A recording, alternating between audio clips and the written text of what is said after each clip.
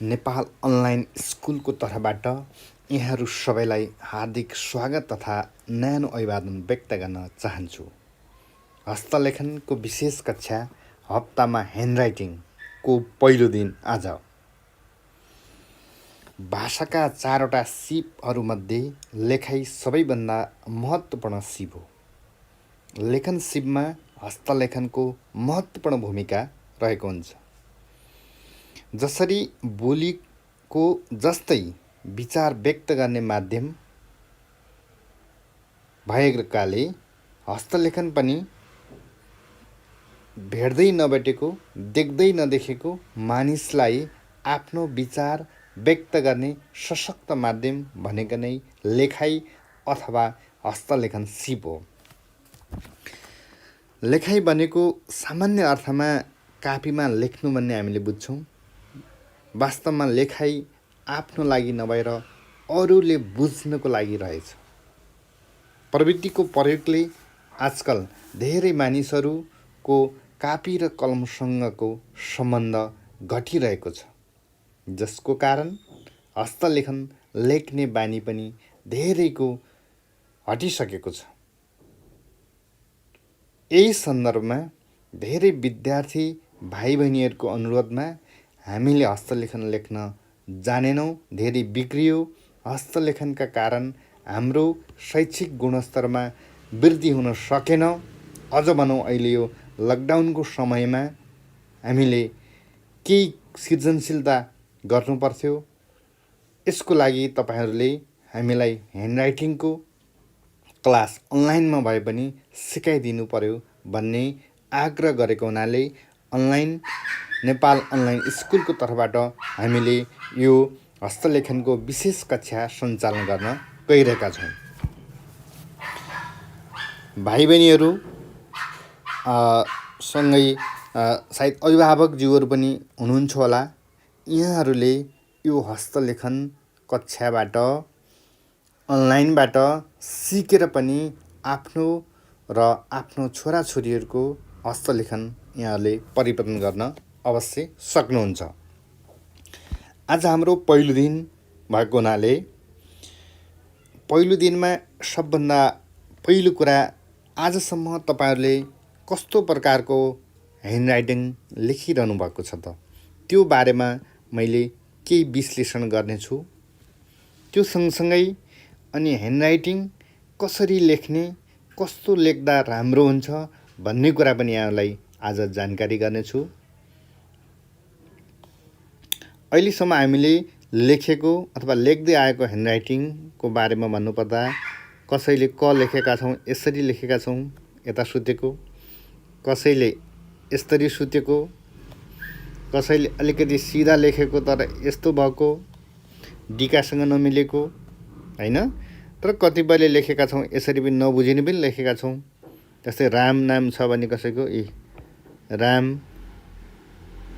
राम, राम, यसरी पनि राम, विभिन्न प्रकारले हामीले लेखेको पाइन्छ। यो यस्तो अक्षर किन लेख्यौँ, यस्तो अक्षर किन भयो भन्दाखेरि हामीले सिक्ने कुरामा सुरुवातीको क्लासहरूमा सिक्दाखेरि यही प्रकारले यसलाई नक्कल गरेका छौँ। जस्तै हामी बाल्यकालमा पढाउँदाखेरि ल यसरी क लेख भन्नुहुन्छ होइन, यसरी। अब यसैबाट हामीले यसरी सार्ने प्रयास गर्छौँ अनि अक्षर त्यस्तो भएको हो। यसो हुनाले अर्को समस्या हामी नेपाली समाजमा के देखेको छ भने डाइरेक्ट हामीले क लेख्न सिकाइदिन्छौँ, ख लेख्न सिकाइदिन्छौँ अथवा हामीले सिक्ने गरेका छौँ। यसले गर्दाखेरि समस्या भएको हो। जस्तै हाम्रो जीवनमा कुनै ठुलो सङ्कट आयो, मानुस कि समस्या आयो भने समस्यालाई हल गर्नको लागि त्यो समस्यालाई टुक्रा टुक्रा बनाउनुपर्छ कि सानो सानो अंशबाट नै समग्र समस्याहरू हल हुन्छ भन्ने कुरो यहाँ ह्यान्डराइटिङमा पनि लागु हुन्छ। त्यसो हुनाले कसरी सिक्ने त भन्ने कुरो प्रधान भएकोले मैले तपाईँहरूलाई जस्तै क नलेखिकन सिकाइमा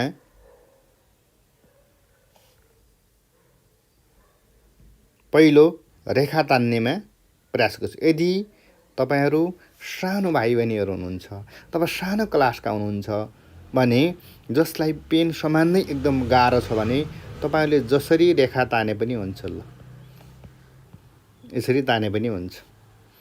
त्यसपछि बिस्तारै बिस्तारै तान्न सिक्नुभयो भने यसरी बनाउनुहोस्, यसरी बनाउनुहोस्, यसरी बनाउनुहोस्, अनि यसरी लेख्नुहोस्। त्यसपछि अलि सिधा हुँदै हुँदै हुँदै आउँछ, अलि सिधा हुन सक्ला। यदि तपाईँहरू ठुलो क्लासको भाइ बहिनीहरू हुनुहुन्छ अथवा शिक्षक शिक्षिका मित्रहरू हुनुहुन्छ वा अभिभावकज्यूहरू हुनुहुन्छ भने तपाईँहरूले यो सामान्यभन्दा पनि सकेसम्म यसलाई सिधा यसरी यसरी सिधा बनाउने प्रयास गर्नुहोला। सिधा रेखा तान्ने प्रयास गर्नुहोला। यो सिधा पनि गाह्रो भयो भने अझै तपाईँहरूले अझै योभन्दा अघिल्लो स्टेप यसरी तेर्सो तान्नुहोला। यो भनेको देब्रेबाट दाहिनेतिर लाने, देब्रे हात भयो, देब्रे हातबाट दाहिने हाततिर लिने गरी यसरी रेखा तान्नुपर्छ। त्यसपछि ठाडो तान्नु होला, हैन। अब हामीले अहिलेसम्म सिक्दै आएको के हो भने जबसम्म यो सिधा रेखा हेर्नुहोस् त, यो बाङ्गो रेखा यो जान्दै जानेका छैनौँ। हामी डाइरेक्ट के लेख्नुपर्छ त, यसरी क लेख्नुपर्छ, यसरी ख लेख्नुपर्छ र यसरी सिकाइएको छ, हैन। यसले गर्दा हामीलाई गाह्रो भएको, त्यही कपी त्यही नक्कल गर्दाखेरि हामीलाई समस्या भएको। यसकारण हामीले कसरी लेख्न सकिन्छ त भन्दा मैले यो क्लासमा क लेख्न सिकाउँदिनँ, ख लेख्न सिकाउँदैन। अघि नै मैले भने समस्यालाई हल गर्नको लागि टुक्रा टुक्रामा बाँड्नुपर्छ भने जस्तै अब स्टेप 1, स्टेप 2, हेर्नुहोस् है, स्टेप 3, स्टेप 3, अब यसैलाई अलि माथि लिन सकियो। अब स्टेप 4, जति सकिन्छ तपाईँले टुक्रामा बाँध्नुहोस्, टुक्रा टुक्रा यसरी। बल्ल के भयो, ग भएनस् त। हामीले अहिलेसम्म सिक्दै आएको ग त यस्तै हो नि, यसरी सिटो लेख्छौँ। अनि यो सादा गाह्रो भयो। त्यस कारण अब के गरियो त, स्टेप 1, स्टेप 2, स्टेप 3, स्टेप 4, बल्ल ग लेखियो। अब तपाईँहरूले यो अभ्यासलाई फेरि पनि गर्न सक्नुहुन्छ। हेर्नुहोस् त, फेरि स्टेप 1, अब छिटो भयो स्टेप 2, स्टेप 3, स्टेप 4 मा ग तयार भयो। अब ग लेख्न जान्नुभयो भने अब सजिलै तपाईँहरूले के लेख्न सक्नुहुन्छ त, हेर्नुहोस् त, म लेख्न सक्नुहुन्छ। यसरी माथि टक्क ल्याएर यसरी म लेख्न सक्नुहुन्छ। हामीले भन्छौँ नि, राम्रो म लेख। हेर्नुहोस् त, राम्रो म, यो म राम्रो कि यो म राम्रो, तपाईँ आफै छुट्याउनुहुन्छ। भन्दा र गर्दा फरक छ। यसकारण हामीले स्टेप बाई स्टेप गर्नुपर्छ, ब्रेकडाउन गर्दै जानुपर्छ। अब तपाईँले म लेख्न सक्नुभयो नि त, मको पनि फेरि चरण छ, स्टेप छ। स्टेप 1, स्टेप 2, स्टेप 3, ल स्टेप 4, ल हेर्नुहोस् त, अझै किन समस्या त, ल अब बल्ल यसरी तान्नुहोस् न त। यसरी म लेख्न सकिन्छ। म जान्नुभयो नि, अब तपाईँहरूले के जान्नुहुन्छ त, अब भ पनि जान्नुहुन्छ। त्योबाट भ जान्नुभयो नि, अब झ पनि जान्नुहुन्छ। अब भ र झ डाइरेक्ट नलेख्ने, कसरी लेख्ने, भ भयो, यसलाई झ भयो, म भयो, छिटो लेख्दाखेरि यसलाई ग भयो, हैन। अब तपाईँहरूले के लेख्न सक्यो त, स्टेप 1, स्टेप 2, स्टेप 3, जति सकिन्छ सानोमा अंशमा बाँड्नुहोस्। ल भयो। अब यो भाला अझै राम्रो लेख्नु पऱ्यो भने पछि म लेख्दिन्छु है त। अब झ पनि त्यही हो, स्टेप स्टेप यसरी। अब झ भयो। म हेर्नुहोस् त यसरी गर्नु पनि सकियो। मलाई यसरी तान्नु पऱ्यो, फेरि तान्नुहोस्, माथि लानुहोस्, तान्नुहोस्, माथि लानुहोस्, देब्रेबाट दाहिने तान्नुहोस्। अब म बन्छ। ग पनि त्यही हो। हेर्नुहोस् अब कति सजिलो छ।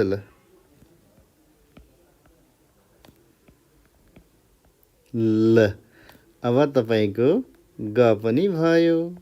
अझ योभन्दा राम्रो लेख्नको लागि के गर्न सकियो त? ध्यान सुन्नु होला है विद्यार्थी भाइ बहिनीहरू, अभिभावकज्यूहरू र शिक्षक शिक्षिका मित्रहरू। यो लेखाइ पनि एक प्रकारको ध्यान हो। यदि यही अक्षर एकाग्र भएर लेख्नुभयो भने तपाईँहरूले हेर्नुहोस् है त, यो एकाग्र भएर लेख्दाखेरि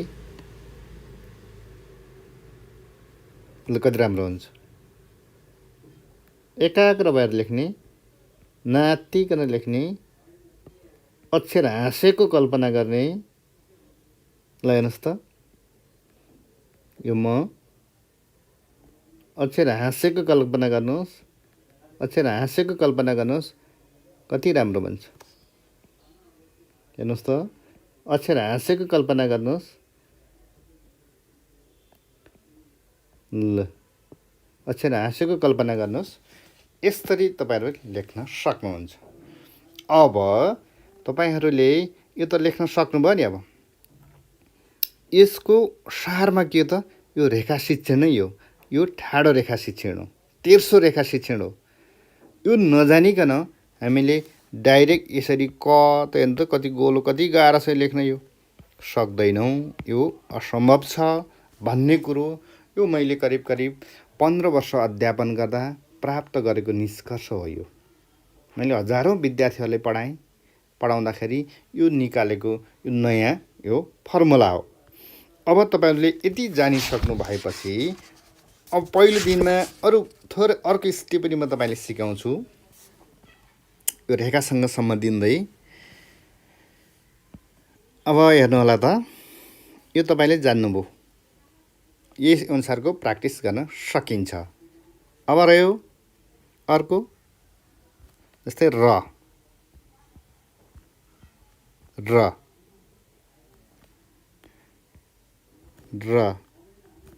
यसरी यसरी डिका तेर्सो तान्नुहोस्, देब्रेबाट दाहिनेतिर तान्नु होला।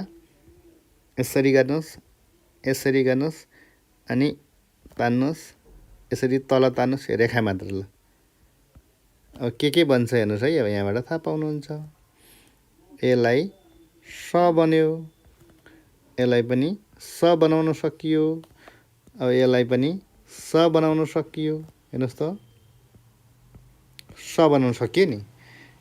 यति जाने पुग्ने रहेछ, जान्नुपर्ने यति रहेछ नि।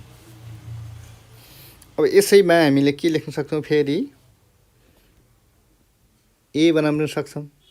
अब हेर्नुहोस् त, सकियो नि। अब ए बनाउनु पनि सकियो। अब योबाट बनेको फेरि तपाईँहरूलाई अघि मैले भने जस्तै यो सलाई पनि टुक्र्याउनुपर्छ। समस्यालाई टुक्र्याउने, के अरे समस्यालाई टुक्र्याउने। अक्षर लेख्न गाह्रो भयो, समस्या भयो भने यो समस्यालाई टुक्र्याइदिने। यो तपाईँको दर्शन बन्न सक्छ। जीवनका हरेक ठाउँमा यो यहाँले प्रयोग गर्न सक्नुहुन्छ यो फर्मुलालाई। जसरी स्टेप 1, स्टेप 2, स्टेप 3, हेर्नुहोस् त, स्टेप 4 स भयो। अब यो तपाईँले बानी भइसकेपछि पछि के गर्न सक्नुहुन्छ त? अलिकति यस्तो गर्न सक्नुहुन्छ।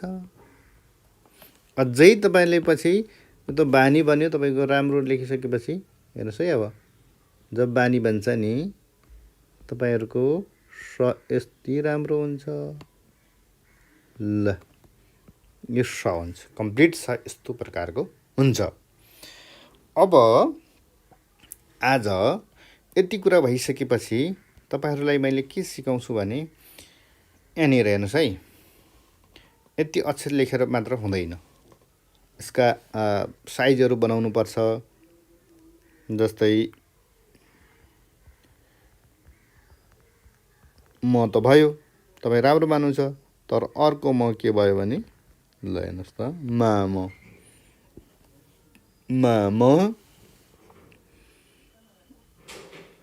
र स त राम्रै देखिन्छ नि होइन, र स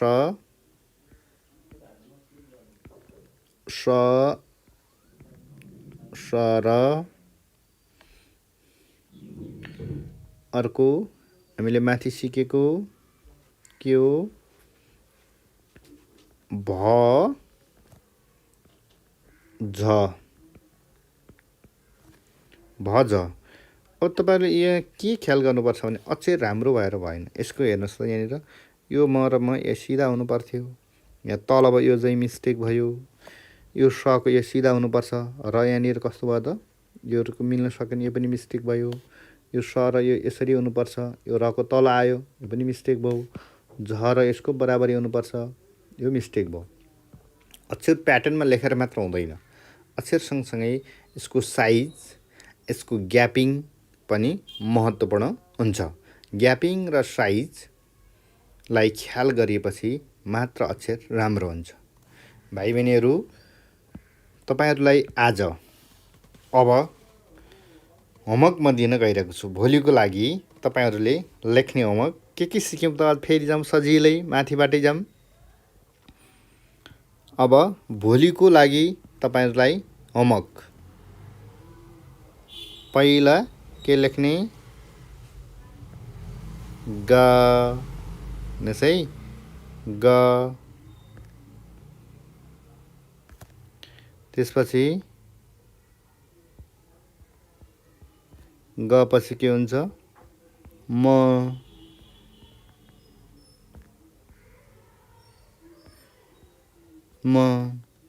त्यसपछि तपाईहरुलाई के भयो, अर्को आउँछ भ, सरी तपाईहरुलाई भ भयो, यो माथि लिनुहोस्, भ, अर्को के भयो, फेरि भ लेख्नुहोस्, यसलाई बनाउनुहोस् झ, त्यसै हामीले सिकेको के, र, अर्को सिकेको आज हामीले स हैन, र स, अर्को सिकेको हामीले के हो त, ए, हेर्नुहोस् त। अब यसलाई प्रयोग भएका शब्दहरू तपाईहरुले लेख्ने, जस्तै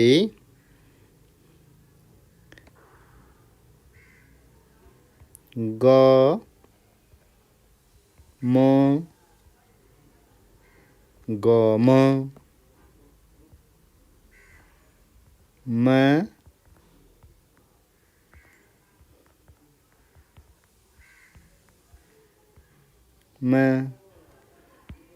ल, भा, र, लेख्छन्, भार। अब के भयो, झा, झार। अब अर्को शब्द के हुन सक्छ, र, स, हेर्नुहोस् त, रस। अर्को के भयो, स, र। अब यो लेख्दै जाँदाखेरि फेरि यहाँनिर त मिस्टेक भयो नि, हेर्नुहोस् है तपाईहरुले, हो यसरी र स, यो र यो सको एकनाश हुन सकेन, हेर्नुहोस् त, यो मिस्टेक भयो नि। अब हो त्यसो हुँदाखेरि के लेख्नु पर्यो त, नातिकन। हो छिटो लेख्नु खोज्दाखेरि के हुँदो रहेछ, चाहिँ मैले छिटो लेखेँ नि, तपाईँले देखाउन छिटो लेखेको, छिटो लेख्दाखेरि यसरी मिस्टेक हुन्छ। यो पहिला प्याटर्न नजानिकन छिटो लेख्ने प्रयास नगर्नु होला है। जस्तै ए को अहिले बनेको छैन, अरू मात्रा सिकाएको छैन, त्यस कारण यो नलेखेको। ल भाइ बहिनीहरू, आजको हाम्रो पहिलो क्लास यहाँहरूलाई कस्तो लाग्यो? मैले यहाँलाई अन्तमा के भन्न चाहन्छु भने, असम्भव भन्ने कुरा संसारमा केही पनि छैन। तपाईहरुको जन्म हार्नको लागि पनि भएको होइन, संसारमा धेरै कामहरू सफल भएका छन्, सम्भव भएका छन् र के कारणले त एउटै कुरा इच्छा शक्तिले, आत्मविश्वासले। म तपाईँलाई पूर्ण रूपमा विश्वास दिलाउन चाहन्छु, यदि यो प्याटर्न अनुसार तपाईँहरूले साँच्चै लेख्नुभयो र दिनमा 2 घन्टाको दरले समय दिनुभयो भने 100% 1 हप्तापछि यहाँहरूले सोचेको भन्दा पनि राम्रो अक्षर लेख्नुहुनेछ। सोचेको भन्दा पनि राम्रो अक्षर लेख्नुहुन्छ। भाइ बहिनीहरूले हेर्दै हुनुहुन्छ भने तपाईँहरूले पहिला के गर्नुहोस् भने आज तपाईँले आफ्नो अक्षर लेख्नुहोस्। जो पहिला तपाईँले लेख्नु भएको छ नि, हप्ताको पहिलो दिन आज तपाईँ सिक्दै हुनुहुन्छ नि, आफ्नो अक्षर कस्तो छ, जस्तै कलम, खरायो, गमला जस्तो छ तपाईँ त्यो लेख्नुहोस्। आफैले नढाँटेर आफ्नो अक्षर एक पानामा लेख्नुहोस्। त्यहाँ तपाईँको नाम पनि लेख्नुहोस्, कक्षा पनि लेख्नुहोस्। यो तपाईँहरूको आफ्नो यो लेखाइ जस्तो तपाईँ आउँछ यसलाई नराम्रो नमानिकन लेख्नुहोस्। 1 हप्तापछि यही कुरा तपाईँले मैले होमवर्क दिन्छु, तुलना गर्नुभयो भने अवश्य तपाईँले चेन्ज भएको पाउनुहुनेछ। यदि अहिले तपाईँहरू बिहानको समयमा यो हेर्दै हुनुहुन्छ भने यहाँलाई शुभ प्रभात भन्न चाहन्छु। यदि दिउँसोको समयमा यहाँहरू हेर्दै हुनुहुन्छ भने यहाँको शुभ दिन, र बेलुकाको समयमा हुनुहुन्छ भने यहाँलाई शुभ रात, र आजको दिन, बिहान अथवा यहाँको रात शुभसँग बितोस् र सृजनशील हिसाबले बितोस् र यो राष्ट्रको लागि, यो देशको लागि यहाँको यो सिकाइ, यो ज्ञान परेको होस् भन्ने अपेक्षासहित आजको यो पहिलो दिनको पहिलो क्लास सकिएको जानकारी गराउन चाहन्छु। यहाँहरूले ध्यान दिएर सुनिदिनु भएकोमा सबैलाई हार्दिक धन्यवाद।